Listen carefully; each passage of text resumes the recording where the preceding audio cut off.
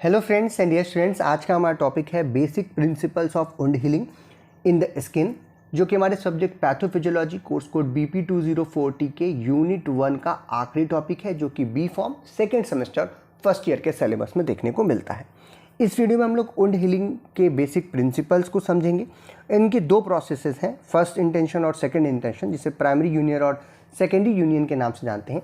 उनको भी आसान तरीके से समझने की कोशिश करेंगे। मैं हूं डॉक्टर प्रजनेश शुक्ला। चलिए शुरू करते हैं। जब मैंने कहा ये आखिरी टॉपिक है यूनिट 1 का, तो इसके बाद भी एक टॉपिक बचा जाता है एर्थेरोस्क्लेरोसिस वाला। वो जो टॉपिक है वो हम लोग नेक्स्ट यूनिट में भी पढ़ेंगे, तो इसीलिए हम लोग वहाँ पे देखेंगे, क्योंकि वहाँ पे कार्डियोवैस्कुलर सिस्टम के बारे में आपको या उससे रिलेटेड डिसीज़ के बारे में पढ़ना है, तो वो उससे रिलेशन है, तो वहाँ पर आप उसको देख लीजिएगा। चलिए, हमने जैसे पिछले वीडियोस में बात की थी इंजरी के बारे में, तो जब भी इंजरी होती है किसी टिश्यू में, तो टिश्यू में डिस्ट्रैक्शन शुरू होता है। साथ ही साथ जो अगर वो ज़्यादा हो जाए, यानी कि वो रीजनरेशन की तरफ ना बढ़े, तो क्या होता है कि वो सेल डेथ की तरफ भी बढ़ जाती है। हीलिंग जो है वो हमारी बॉडी का एक ऐसा रिस्पॉन्स है, जब भी इंजरी होती है तो हमारी बॉडी चाहती है, स्किन पे है या किसी जगह पे कोई घाव हो रहा है, तो वो चाहती है कि जो नॉर्मल स्ट्रक्चर और नॉर्मल फंक्शन था उस पर्टिकुलर एरिया का, वो वापस से रिस्टोर हो जाए। और इसी प्रोसेस को हम क्या कहते हैं, हीलिंग के नाम से जानते हैं। अब जो हीलिंग है वो दो प्रोसेस इन्वॉल्व होते हैं हीलिंग के अंदर। पहला होता है हमारा रीजनरेशन। रीजनरेशन नाम से ही पता चल रहा है कि जो आपका ओरिजिनल टिश्यू है उसका रिस्टोरेशन हो जाए, बिल्कुल उस तरीके से हो जाए जिस तरीके से चोट लगने से या इंजरी होने से पहले था वो। ऐसा कब होता है?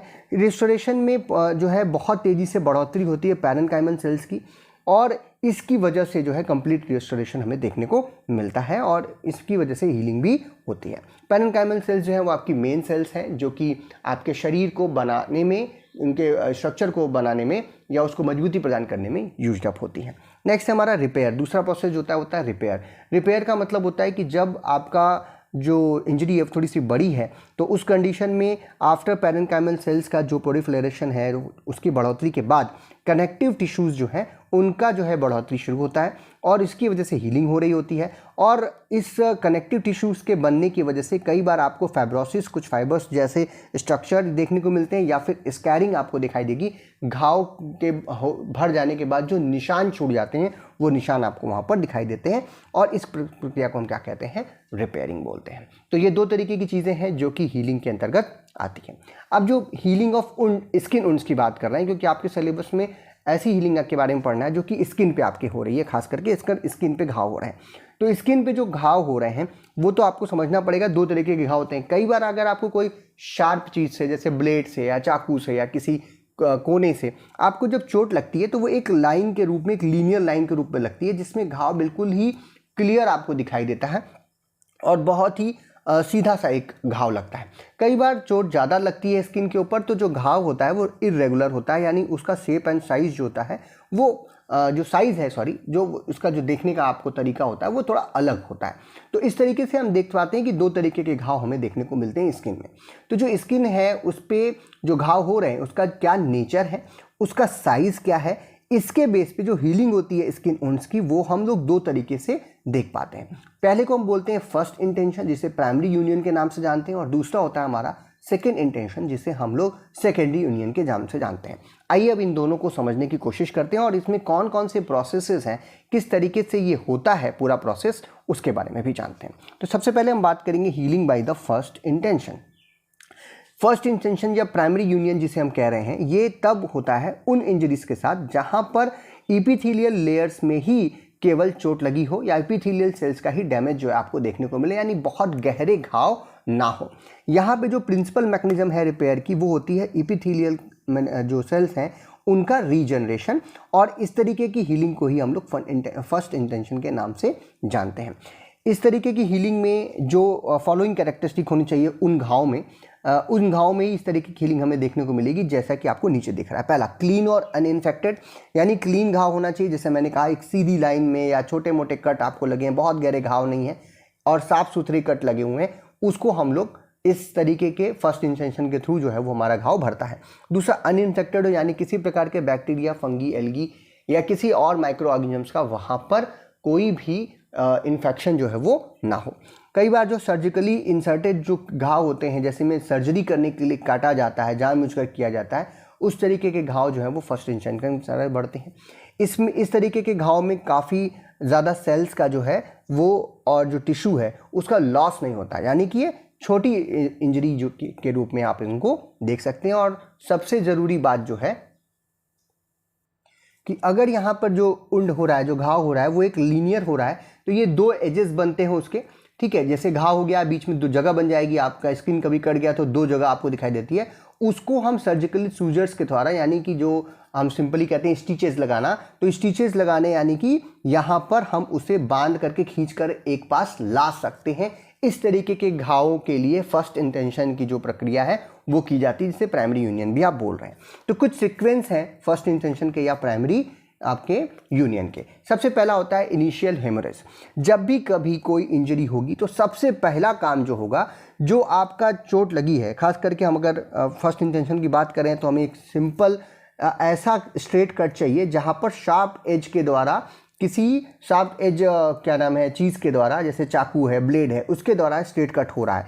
तो ऐसी इंजरी में सबसे पहले क्या होगा कि आपका जो ब्लड है उस जगह पे आएगा, वहाँ पे भरना शुरू हो जाएगा, क्योंकि आपकी जो कैपिलरीज वगैरह हैं वो भी कट जाएंगी और वहाँ पे ढेर सारी मात्रा में ब्लड जो है वो इकट्ठा हो जाएगा।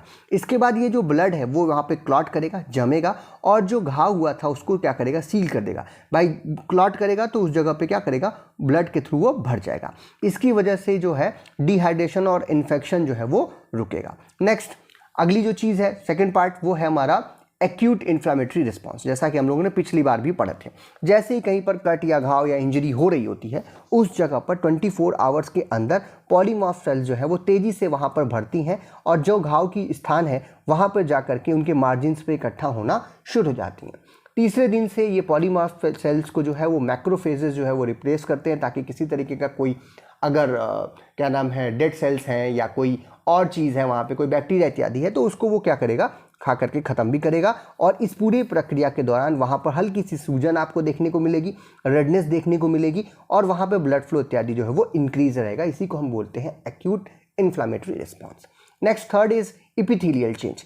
इपिथेलियल चेंज मतलब जब अब आपका यहाँ पर पॉलीमर्स को मैक्रोफेजेस ने चेंज कर दिया है, इसके बाद जो बेसल सेल्स हैं एपिडर्मिस की, वो बोन दोनों तरफ से, जो कट लगा था, ये स्किन पे आपके कट लगा हुआ है, तो ये दो तरफ है, इन दोनों ही तरफ से जो है वो धीरे धीरे जो है एपिडर्मिस जो है वो अपना बढ़ना, उसकी जो बेसल सेल्स हैं वो बढ़ना शुरू करेंगी, और इनके बढ़ने की वजह से माइग्रेशन शुरू होगा इन दोनों का एक दूसरे की तरफ। अब जो स्पेस था, इस स्पेस में एपिथेलियल स्पॉट्स के रूप में हम इसे बोल सकते हैं, यहाँ पर ये भरना जो है वो सेल्स का, एपिथेलियल सेल्स का भरना शुरू हो जाता है। जब ये दोनों सेल्स जो एपिथेलियम की वजह से है कि एक दूसरे की तरफ बढ़ना शुरू करते हैं, तो इस जगह पर आपके घाव में बढ़ोतरी शुरू होती है, भरना शुरू हो जाता है ये एपिथेलियल सेल्स के द्वारा, और एक कवरिंग जो है वो आपको 48 आवर्स में यहाँ पर दिखाई देगी दोनों तरफ से, और ये पास आना शुरू हो जाते हैं। देखते हैं पहले ज़्यादा फैला रहता है, वो धीरे धीरे फिर क्या होने लगता है, पास आने लगता है। वो इसलिए हो रहा है क्योंकि वहाँ पे एपिथेलियल सेल्स जो है वो भर रही हैं, उनकी मात्रा बेसल सेल्स की बढ़ रही है। नेक्स्ट, ये जो माइग्रेटेड हमारी एपिथेलियल सेल्स हैं वो अंडरलेइंग डर्मिस से, यानी कि जो उसके जस्ट नीचे की जो पोर्शन है, सबसे ऊपर होती है आपकी एपिथेलियम, एपिथेलियम के नीचे डर्मिस होती है, वो उससे सेपरेट होते हुए आपको दिखाई देगी। और जो भी वहाँ पर नेक्रोटिक मटेरियल था, जो डेड सेल्स थी, या जो क्लॉट था, या फिर जो पपड़ी के रूप में आपको दिख रहा है, वो उसको हटाना शुरू करता है धीरे धीरे। आपने देखा घाव लगा था, आपको छोटी मोटी चोट कोई लगी रहती है, तो उसके नीचे नीचे वो अपना सेल्स जो है वो बढ़ना शुरू करती हैं, लेकिन जो डेड सेल्स हैं और जो आसपास का जो क्लॉट है, ब्लड क्लॉट वगैरह, वो जम जाता है, उस घाव के ऊपर की तरफ जम जाता है, और इस घाव के ऊपर की तरफ जमने की वजह से एक स्कैब का फॉर्मेशन होता है। स्कैब को हम पपड़ी बोलते हैं। पपड़ी जो होती है, अगर आप ज़बरदस्ती खींच करके निकाल देंगे तो वो घाव जल्दी नहीं भरता, लेकिन कई बार आपसे कहा जाता है कि इस पपड़ी को बिल्कुल मत छूइएगा। क्यों? क्योंकि नीचे से एपिथेलियल सेल्स जो है वो सेपरेट हो रही हैं डेब्रिस से, और वो बढ़ती जा रही हैं, जिसकी वजह से धीरे धीरे धीरे धीरे वो नेक्रोटिक मटेरियल्स और क्लॉट से बने हुए इस पपड़ी को या स्कैब को नीचे नीचे ही कवर कर देती हैं, और जो कि बाद में चल करके कास्ट ऑफ हो जाता है, यानी कि बाहर निकल जाता है, और आपका जो घाव है वो भर जाता है। जो बेसल सेल्स होती हैं मार्जिन्स पे, वो कंटिन्यू करती हैं डिवाइड होने के लिए, और जो 5वां दिन है लगभग वहाँ से मल्टी लेयर न्यू डर्मिस जो होती है वो फॉर्म्ड हो जाती है, और फिर सुपरफिशियल और डीपर लेयर्स में डिफ्रेंशिएट भी हो जाती है। इस पूरे प्रक्रिया को हम एपिथेलियल चेंज के अंतर्गत रखते हैं। इसके बाद आता है ऑर्गेनाइजेशन, जहां पर थर्ड डे से ही एग्जैक्टली फाइब्रोब्लास्ट सेल जो है वो भी जो है अपने उस जगह पर इकट्ठा होने लगती हैं उन एरियाज में, और अपना इफेक्ट जो है वो वही शुरू कर देती हैं। यानी एपिथेलियल चेंजेस और ऑर्गेनाइजेशंस जो हैं वो दोनों एक साथ जो है वो थर्ड डे से होना शुरू हो जाता है। ऑर्गेनाइजेशन के अगली प्रक्रिया में जो फिफ्थ डे है, वहाँ से न्यू कोलेजन फाइब्रिल्स जो है वो वहाँ पर बनना शुरू हो जाते हैं, जिसकी वजह से ये तब तक बनते रहते हैं कोलेजन फाइब्रिल्स जब तक कि हीलिंग की जो प्रोसेस है वो कंप्लीट नहीं हो जाती। 4 वीक तक जाते जाते जो आपके स्कार टिश्यूज़ हैं, जो कि घाव के निशान जो बन रहे हैं, वो सब धीरे धीरे जो है वहाँ पर सेलुलर और वैस्कुलर एलिमेंट्स की वजह से और न्यू इन्फ्लामेटरी सेल और एपिथेलियल सरफेस के बनने की वजह से वहाँ पर स्कार्स के रूप में आपको दिखेगा। यानी कि घाव के निशान अब आपको दिख रहे हैं, बाकी घाव पूरी तरीके से अब क्या हो गया है, फिलअप हो गया है। देखिए ये सब तो हो गया नॉर्मल प्रक्रिया में। कई बार हमने कहा था कि जो आपका घाव लग रही है और सर्जिकल सूजर्स के थ्रू भी हम उसको चेक कर सकते हैं। तो जब जानबूझ करके घाव लगाया जा रहा है, जो सर्जरी इत्यादि करने के लिए लगाया जा रहा है, तो उसमें हम लोग उसकी सीविंग करते हैं, जिससे हम कहते हैं स्टिच लगाना। तो ये जो स्टिचिंग आप कर रहे हैं इसको हम बोलते हैं, जो ये स्टिच का ट्रैक बन रहा है इसे बोलते हैं सूचर्स ट्रैक। सूचर्स ट्रैक, जो ईच सूचर ट्रैक है वो एक सेपरेट उंड होता है, क्योंकि छोटा छोटा घाव आप यहाँ पे कर रहे होते हैं। जब सूचर्स को रिमूव किया जाता है, जब आपका घाव भर गया तो हम कहते हैं ना स्टिचिंग को वापस से निकाल देते हैं। तो जब वापस से निकालते हैं, लगभग 7वें दिन निकाला जाता है, तो जो एपिथेलियाइज जो सूचर ट्रैक है वो पुल कर दिया जाता है, निकाल करके बाहर कर दिया जाता है। जो थोड़ा बहुत एपिथेलियल टिश्यू बचती है वो ट्रैक के द्वारा ही क्या कर ली जाती है, एब्जॉर्ब कर ली जाती है, और ये घाव पूरी तरीके से क्या हो जाता है, आपका फिल्डअप हो जाता है। तो ये था हमारा प्राइमरी यूनियन, या फिर जिसे कहते हैं फर्स्ट इंटेंशन। अब बात करेंगे healing by the second intention. Second intention या जो हीलिंग है वो जनरली कहाँ पे होती है, उन घाव में होती है जिसमें फॉलोइंग कैरेक्टरिस्टिक आपको देखने को मिलेगी। यहाँ पे छोटे घाव नहीं दिखेंगे, यहाँ पे आपको बड़े घाव दिखेंगे जो कि ओपन होते हैं, खुले हुए होते हैं, यानी एक सीधी लाइन में ना है। ये क्या है, बड़े घाव लग गए हैं, चोट लग गई, ज़्यादा चोट लग गई है, ठीक है, ये बड़ा घाव है। अब इस बड़े घाव में लार्ज टिश्यू का जो है डिफेक्शन हो रहा है, और कई बार क्योंकि ये बड़ा घाव है यहाँ पर बैक्टीरिया, एल्गी, फंगी जैसी चीज़ों का यहाँ पर इन्फेक्शन भी हो सकता है, यानी माइक्रो ऑर्गेनिजम्स का यहाँ पर इन्फेक्शन भी हो सकता है, खास करके बैक्टीरिया इत्यादि का। यहाँ पर आपको ढेर सारी मात्रा में सेल्स और टिश्यू का लॉस देखने को मिलेगा, क्योंकि ये बड़े घाव हैं, और इनको हम लोग एक दूसरे के साथ, अब ये इतने बड़े हैं, इनका साइज इस तरीके का है, इनका शेप इस तरीके से दिख रहा है कि इनको हम लोग सूजर्स के द्वारा, यानी इनकी सिलाई जो है वो नहीं की जा सकती, और ये लेफ्ट ओपन इनको छोड़ दिया जाता है कि ये खुले रहें और धीरे धीरे सूखें। इनको हम लोग यहाँ पर जो है स्टिचिंग वगैरह नहीं करते हैं। नेक्स्ट, जो आपका क्या नाम है, जो बेसिक इवेंट्स होते हैं वो बिल्कुल सिमिलर होते हैं प्राइमरी यूनियन जैसा। जैसे कि यहाँ पर भी आपका ब्लड पहले जमेगा, इकट्ठा होगा ब्लड के इकट्ठा होने के बाद जो हमने कहा था कि एक्यूट इन्फ्लामेटरी रिस्पॉन्स होगा, वैसा यहाँ पे भी होगा। एपिथेलियल सेल्स आपको यहाँ पे देखने को मिलेंगे, लेकिन जो मेन बात हो रही होती है, जो टिश्यू का डिफेक्ट हुआ है, यहाँ पे लार्जर टिश्यू का डिफेक्ट आपको पहली चीज़ दिखेगी। दूसरा, इन लोगों के बीच में ब्रिजिंग होना वो दूसरे तरीके से होगा, क्योंकि वो लीनियर था तो आसानी से एक दूसरे की तरफ बढ़ रहे थे, वैसा चीज़ यहाँ पर आपको देखने को नहीं मिलेगा। तो जो यहाँ पर हीलिंग हमें टेस्ट देखने को मिलती है वो कुछ इस प्रकार से दिखती है कि बेस से अपवर्ड की तरफ, नीचे से ऊपर की तरफ बढ़ते हुए दिखेगी, और थोड़ा बहुत जो है अंदर की तरफ भी आपको मार्जिन्स में, घाव के जो मार्जिन्स हैं उनकी तरफ से देखने को मिलती है सेकेंड इंटेंशन के केस में। जो सेकेंड इंटेंशन की हीलिंग होती है वो स्लो होती है कंपैरेटिवली जो प्राइमरी इंटेंशन है। अगर छोटे मोटे कट लगे तो आप देखते हैं 2 से 3 दिन में ही आपको बहुत पता भी नहीं चलता कि चोट लगी थी कि क्या हुआ था, क्योंकि वो बहुत तेज़ी से जो है वहाँ पे फीलिंग जो है, हीलिंग की प्रोसेस जो है वो होती है।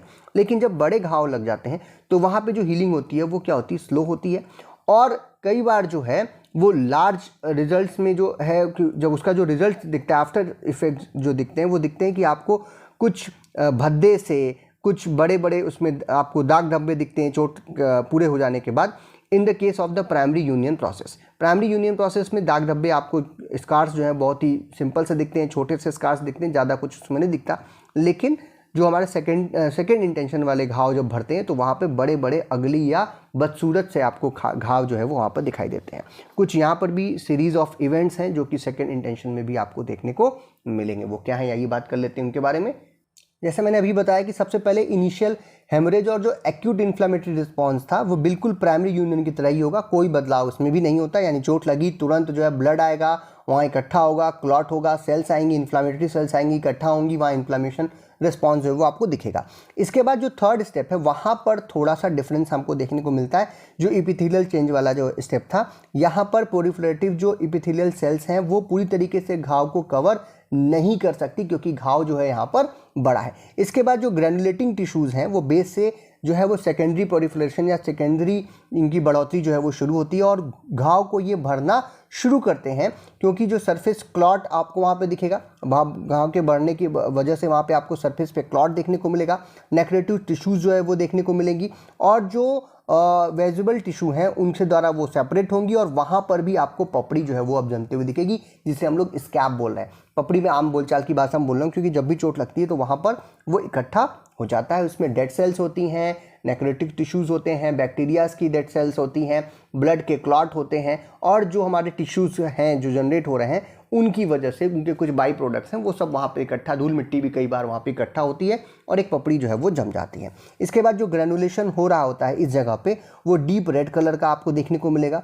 ग्रैनुलर शेप में दिखेगा और थोड़ा बहुत फ्रेगाइल भी रहेगा। यानी अगर थोड़ी बहुत चोट फिर से लग जाए उस जगह पे तो फिर से घाव जो है वो आपका जो है वो फिर से दुखदाई हो जाता है, फिर से वहाँ पे ब्लड इत्यादि जो है वो बहना शुरू हो जाता है। तो इसीलिए वहाँ पर वो बहुत ही उसका सावधानी रखनी पड़ती है, यानी दोबारा से चोट वहाँ पर ना लगे। नेक्स्ट, जैसे जैसे जो आपका इसका समय बीतता है वैसे वैसे वो उसका कलर जो है वो फीका पड़ने लगता है या फिर वाइट कलर का होने लगता है आफ्टर द मैचुरेशन, जब उसकी प्रक्रिया पूरी हो जाती है। बट इस पूरे प्रोसेस में जो स्पेशलाइज्ड स्ट्रक्चर हैं स्किन के, जैसे कि हेयर फॉलिकल्स हैं, जो रोए इत्यादि हैं, या जो स्वेट ग्लैंड्स हैं, वो पूरी तरीके से रिप्लेस नहीं होते। यानी उस जगह पर आपको ज़्यादा दिनों तक आप देखेंगे कि उस स्कार्स पे जहाँ चोट लगी थी उस जगह पर अभी कोई रोए का फॉर्मेशन या पसीने के रूप में वहाँ पे पसीना निकलना, स्वेट ग्लैंड्स जो है वो चीज़ आपको वहाँ पर देखने को नहीं मिलेगी। यानी जो हमारा धीरे धीरे जो है वहाँ पर रीजनरेशन हो रहा है। जो उंड है आखिर चल करके फिर वो कंट्रैक्टेड होता है, अपने ओरिजिनल साइज से वो 1/4 हो जाता है, यानी पहले बड़ा था फिर वो 1/4 पार्ट तक आ जाता है, और जो ग्रैनुलेटिंग टिश्यूज़ हैं वो अपने वहाँ पर बनना शुरू हो जाती हैं और धीरे धीरे फिर वो पूरा घाव जो है वो आपका भर जाता है। लेकिन कई बार यहाँ पर बैक्टीरियल कंटामिनेशन भी आपको देखने को मिलता है ओपन वुंड्स में, जिसकी वजह से जो प्रोसेस है हीलिंग की वो डिले हो जाती है, वो रुक जाती है, वो धीरे हो जाती है। इसीलिए क्योंकि वहाँ पर बैक्टीरिया के द्वारा बैक्टीरियल टॉक्सिन्स जो हैं वो रिलीज़ किए जाते हैं, जो कि इस पूरे हीलिंग प्रोसेस को डिले कर सकते हैं। इसीलिए जो हम लोग क्या करते हैं, जब भी कभी चोट लगी होती है तो समय समय पर जो है पहले तो वहाँ पर ड्रेसिंग की जाती है, साथ ही साथ हम सर्जिकल रिमूवल कर सकते हैं। जो डेड और नेक्रोटिक टिश्यूज़ हैं उनका सफाई कर देते हैं उस घाव की, तो जो बैक्टीरियल इन्फेक्शन है ओपन वुंड से वो क्या हो जाता है, वहाँ पे हट जाता है। तो ये पूरी प्रोसेस है जहाँ पर यहाँ तक है एग्जैक्टली जहाँ तक कि आपका घाव जो है वो किस प्रकार से भर रहा है। नेक्स्ट, कुछ कॉम्प्लिकेशंस हैं वुंड हीलिंग की, उसके बारे में बात कर लेते हैं। अगर इन्फेक्शन हुआ तो वुंड डिले जो है, जो वुंड पे अगर इन्फेक्शन हुआ तो जो ये हीलिंग की प्रोसेस है वो डिले हो जाती है, जैसा अभी भी मैंने बताया। जो इपिथेलियल सेल्स हैं वो अगर लंबे समय तक वुंड पर हैं तो उसकी वजह से वहाँ पर एक अंडर स्किन सरफेस पे इपिथेलियल सेल्स जो है वो इकट्ठा हो जाती हैं, जिसकी वजह से एपिडर्मल जो है आपको सिस्ट का फॉर्मेशन वहाँ पर जो कई बार हीलिंग के बाद जो है वो देखने को मिल सकता है। उस जगह पर थोड़ा सा वो मोटी हो जाती है, उस जगह पर आपको एक हाथ फेरते हैं तो कुछ जमा हुआ सा लगता है, वो एपिथेलियल टिश्यूज़ के जमा होने की वजह से, एपिडर्मल सेल्स के जमा होने की वजह से ऐसा हो रहा होता है। हीलिंग के बाद कई बार आपकी जो स्किन है उस जगह पे जहाँ पे चोट लगी थी उसका पिगमेंटेशन, उसका कलर चेंज जाता है, क्योंकि वहाँ पे हेमियोसेडेटिन जो है उसका प्रोडक्शन होता है, जिसमें आयरन की मात्रा बहुत ज़्यादा थी। इस प्रकार का एक पिगमेंट वहाँ पे इकट्ठा होता है, तो उस जगह का जो कलर है वो चेंज हो जाता है। कई बार जो है सफिशिएंट मात्रा में ग्रैनुलेशन टिश्यूज़ के फॉर्मेशन होने की वजह से जो हमारा जो आपको घाव है जब भर गया है उस जगह पर भी आपको स्केयर जो है वो या उसका घाव का जो निशान है वो आपको वहाँ पर देखने को मिलता है। अब कई बार जब कोलेजन फाइबर्स जो हैं उनका या कोलेजन टिश्यूज़ का बहुत ज़्यादा मात्रा में प्रोडक्शन हो रहा होता है हीलिंग के दौरान, तो कई बार वो केराइड या क्लॉन लाइक जो है वो दिखना शुरू हो जाते हैं। छोटे छोटे आपकी स्किन के ऊपर जो है जैसे पक्षियों के पंजे होते हैं, बिल्कुल वैसा कुछ स्ट्रक्चर दिखता है जैसा कि आपको इस फोटो में दिख रहा होगा, जो कि मैंने गूगल से निकाली है। तो इस तरीके के स्कार्स आपको देखने को मिलते हैं, या फिर कई बार जो है कुछ ऐसे भी स्कार्स देखने को मिलते हैं जो कि बहुत ज़्यादा मात्रा में होते हैं, अगली होते हैं, देखने में सुंदर नहीं होते, और कुछ बार वो है वो पेनफुल भी हो सकते हैं। ज़्यादातर जब घाव का कंस्ट्रक्शन हो जाए, मतलब वो उसमें सिकुड़न हो घाव में, तो वो प्लांटर कैरियस जैसी चीज़ें कॉज करती हैं, छोटी छोटी कैविटीज़ वहाँ पर बन सकती हैं स्किन के ऊपर, जैसे कि पेरिटोनाइड डिसीज़ में हो सकता है, जो कि कैविटी टिश्यूज़ ऑफ जो पेनिस हैं उनके कॉन्ट्रैक्शन में होने की वजह से आपको देखने को मिलता है। कैविसस टिश्यूज़ ऑफ द पेनिस जिसे बोलते हैं, छोटी छोटी कैविटीज़ हो सकती हैं यहाँ पर कॉन्ट्रैक्शन ऑफ वुड के ज़्यादा होने की वजह से। कई बार जो है जो स्कार्स हैं वो कई बार बहुत ही कम बार, रेयरली ऐसा होता है कि वो कार्सिनोमा में भी कर्स हो सकते हैं, यानी कैंसरस सेल में भी बदल सकते हैं, जिसे हम लोग नियोप्लासिया के नाम से भी जानते हैं। अब आइए जान लेते हैं डिफरेंस बिटवीन प्राइमरी और सेकेंडरी यूनियन, इन दोनों में अंतर क्या है, इन दोनों प्रोसेस में अंतर क्या है।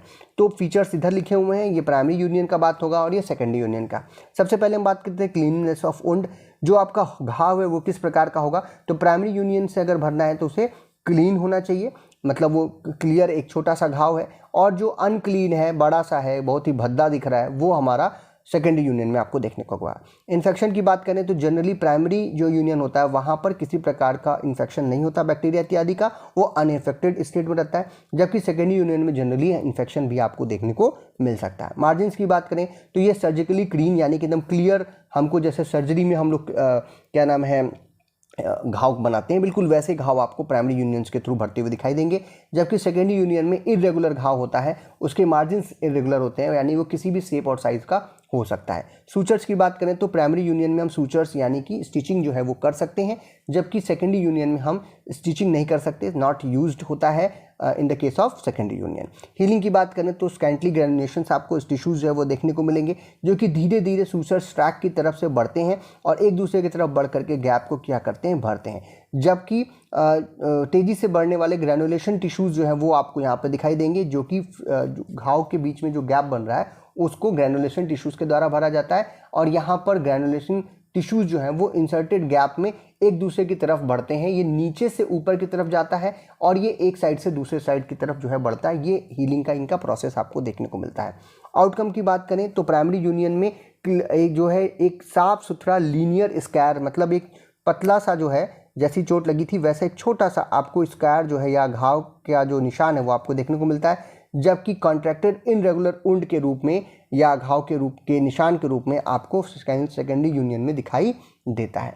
कॉम्प्लिकेशंस की बात करें तो जनरली जो है यहाँ पर एपिडर्मल इंक्लूजन या सिस्ट फॉर्मेशन जो है वो हमें देखने को मिल सकता है प्राइमरी यूनियन के केस में, जबकि सेकेंडरी यूनियन के केस में घाव के अंदर जो है वो पस भर जाता है और कई बार उस पस को और डेड टिश्यूज़ को हटाने का प्रक्रिया हमको करनी पड़ती है, जिसे हम लोग डेब्री डेबेंट के नाम से जानते हैं। ये प्रोसेस है जिसमें डेड टिश्यूज़ का रिमूवल जो है वो किया जाता है पस इत्यादि को जो है निकालने के लिए। तो ये था आज का हमारा टॉपिक, जहाँ पे हमने स्किन के ऊपर अगर चोट लगी है, कोई घाव हुआ है, तो उसको किस प्रकार से उसकी हीलिंग होती है, उनके प्रोसेसेस यानी प्राइमरी और सेकेंडरी यूनियन को समझने की कोशिश की।